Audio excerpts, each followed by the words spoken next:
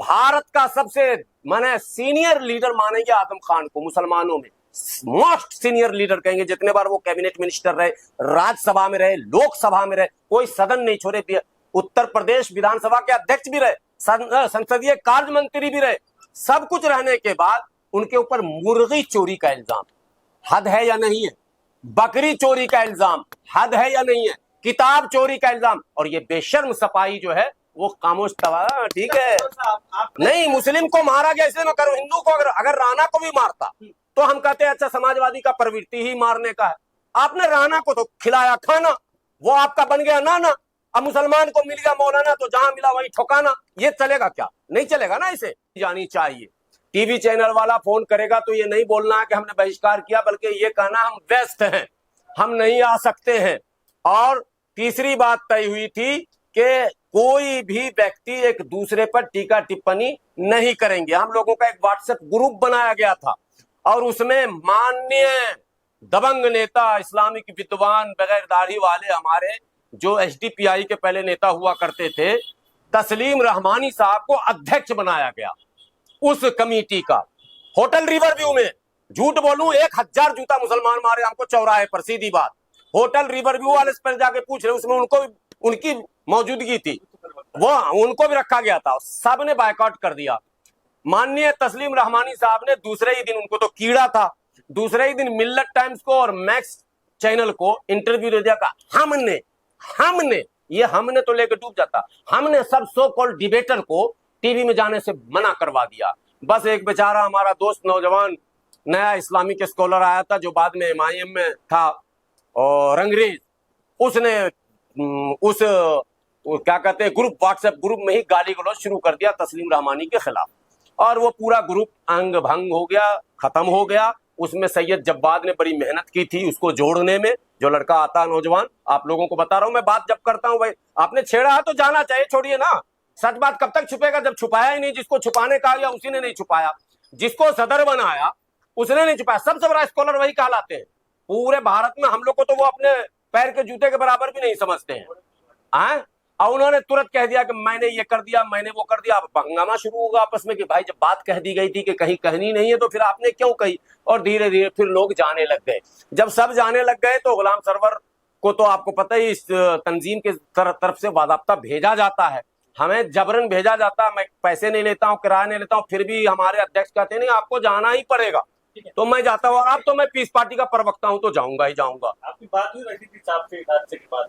मैंने कल फोन किया था लेकिन उन्होंने फोन नहीं उठाया। उन्होंने नहीं, ये फोन ही नहीं उठाया, मेरी बात ही नहीं हुई। समाजवादी पार्टी के जो युवा हैं, जो कार्यकर्ता हैं, वो डिम्पल यादव राजपूत की इज्जत के लिए एक हमला कर देते हैं मौलाना पर, लेकिन इकरा हसन के खिलाफ जो बोला गया था, उसको आहत किया गया था, उसके सपोर्ट में क्यों जा रहे हैं सारे? क्यों जाएंगे?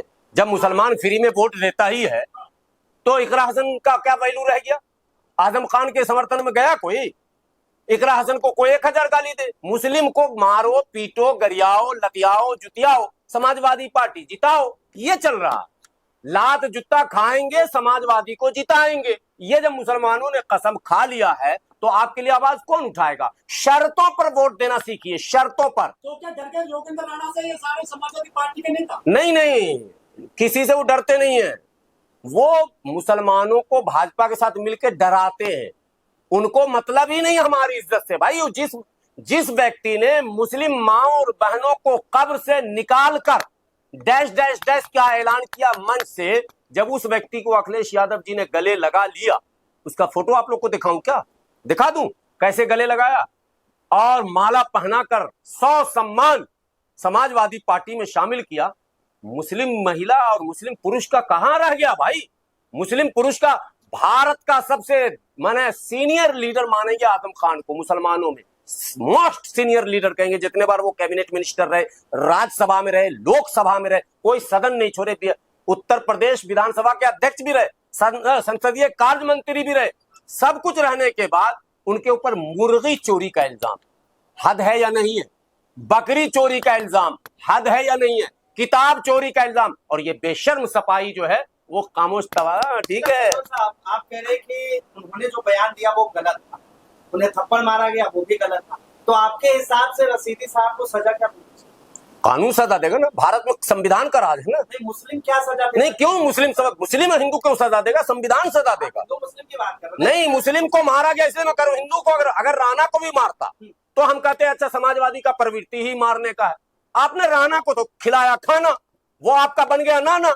अब मुसलमान को मिल गया मौलाना तो जहां मिला वही ठोकाना, ये चलेगा क्या? नहीं चलेगा ना, ऐसे नहीं चलता भाई। बात ये भी आ रही है कि बहुत से मुस्लिम ये मांग कर रहे हैं कि मौलाना रशीदी के आगे से क्या कहते हैं, मौलाना नाम हटाना ही चाहिए, सब हट जाए मौलाना।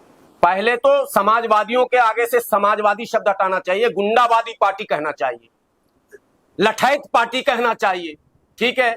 और ये जो फोटो लगा के घूमते हैं, और जितने मुसलमान समाजवादी में हैं, पहले उनको ये सोचना चाहिए, कहीं गड्ढे में डूब जाए ना, बरसात में तो गड्ढा भी बहुत है, चुल्लू भर पानी में डूब के मर जाए। क्या बात कर रहे हैं आप? मौलाना हटाना चाह रहे, हटाओ सब, लेकिन पहले ये बताओ कि पीटने का अधिकार किसने दिया? कानून ने दिया क्या? ये नेता अखिलेश यादव संविधान दिखा रहे थे ना, हम नहीं दिखा रहे थे ना भाई। तो संविधान पर अमल कौन करेगा? मोदी जी करेंगे अमल। मोदी जी तो कह रहे हैं सब चंगा सी। समाजवादी तो कह रहे हैं बार-बार, और आपने अभी कहा कि भैया मुस्लिम भी अंधभक्त होते हैं। महाअंधभक्त, समाजवादी पार्टी के मुस्लिम महाअंधभक्त, ठीक है। जो माँ बहन की इज्जत चली जाए चली गई। सुनील सिंह का जो बयान है फिर से दोहरा के दोबारा सोशल मीडिया पर चलवाइए। मैं अगर झूठ बोल रहा हूं समाजवादियों, मुझे 1000 जूता मारो। सुनील सिंह जो हिंदू युवा वाहिनी का नेता है, उसने मुसलमानों की मां और बहनों के संबंध में जो बयान दिया है, उसको समाजवादी पार्टी ने क्यों लिया? और जिस जाति का वो है सुनील सिंह, वो जाति समाजवादी को वोट भी नहीं देती है, फिर भी ले लिया। हम वोट भी देते हैं, नोट भी देते हैं, और हमको चोट देता, हम नहीं बोलेंगे? इतनी हिम्मत! मतलब उसके बाद का देश है उत्तर प्रदेश और भारत, हमारा कुछ नहीं है। हमारे दम पर जो है अखिलेश यादव नेता हैं, हमारे दम पर अखिलेश यादव नेता हैं, हमारे दम पर उसके चाचा, उसके ताऊ, उसके भतीजा और महामहिम वही जो आप जिनका जिक्र कर रहे हैं विवाद की जड़ में, माननीय महोदया डिंपल यादव जी। 2029 में अगर मैं जीवित रह गया तो लोकसभा जाके दिखा देना। अभी आपने कहा गलतियां, एक सवाल यह है कि जिस तरह से टीवी में आप भी जाते हैं, मौलाना रशीद पर हमला हुआ है, तो क्या डर लग रहा है, या वहाँ बाकी लोग जो जाते हैं उनको डर लग रहा है? क्या आप बात करते हैं? मर्द मुजाहिद कभी डरता है? अगर मेरे साथ ये हादसा होता, मैं कैमरे पर बोल रहा हूं, पटक पटक के 1.5 घंटे तक वहां मार होता, या तो मैं मर जाता या उसको मार देता। और जिस दिन मेरे पे हमला होगा, सुन लेना आप, हमला कर, या तो मुझे फौरन पीछे से मार देगा कोई, सामने से अगर किसी ने हमला किया, चाहे वो 10 क्यों ना हो, उसमें 1-2 मरेगा जरूर। ये भारत का संविधान हमको सेल्फ डिफेंस का देता साहब। भारत का संविधान हमको बोला है मार नहीं खाना, अगर कोई हाथ चलाए तो रोक लो। मैं रोकूंगा? मैं हूं संविधानवादी, और मैं हूं अम्बेडकरवादी, और मैं हूं मोहम्मदवादी।